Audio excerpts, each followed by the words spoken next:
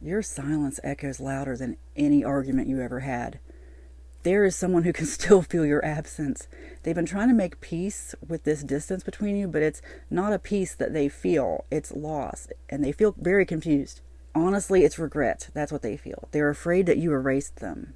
Not just from your phone or your life, but from your heart. And maybe you did, because after everything, you had to protect your peace. You had to start over.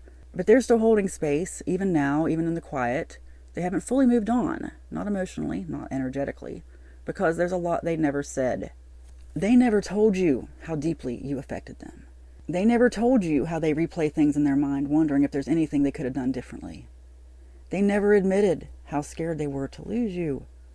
And now that silence that they once used as armor is turning into a mirror.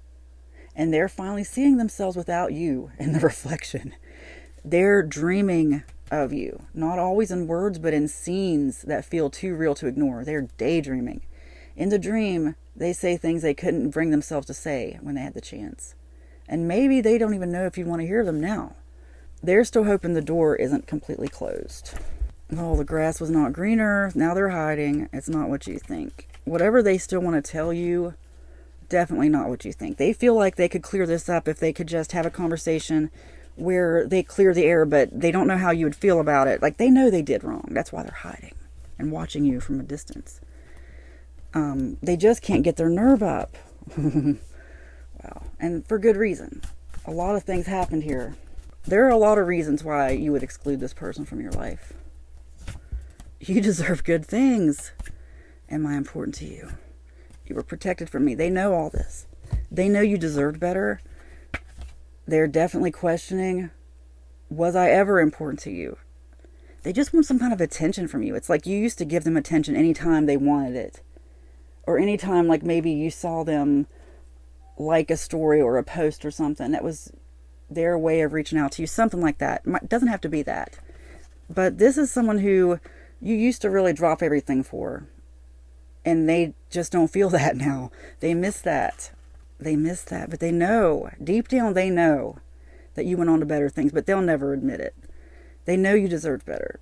Not concerned with your well-being. They're more concerned with theirs. And of course that's human nature. That's how most people are. But they really try to take too much. They overstep a lot.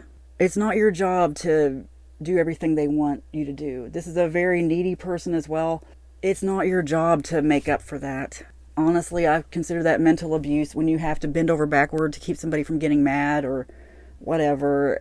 If you have to bend over backward to make this person happy, it's just not worth it. They need somebody who can match that level of neediness. I keep getting reminded of a comment I got this week.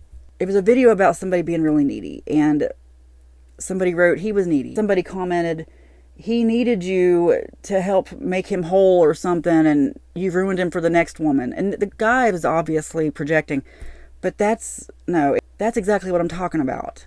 It's not your job to make someone better. Somebody can make you worse. When you reach down to pull someone up from the ground, they can also pull you back down there with them. Very emotionally manipulative. Really, I'm getting someone who would threaten to hurt themselves, harm themselves if you didn't come back. And that's someone who really needs a therapist. Emotionally immature.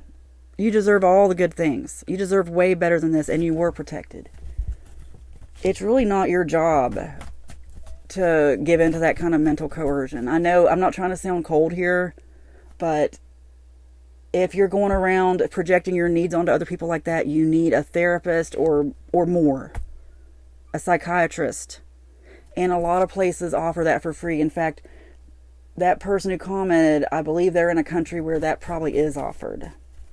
So get help. Don't go around expecting other people to love you.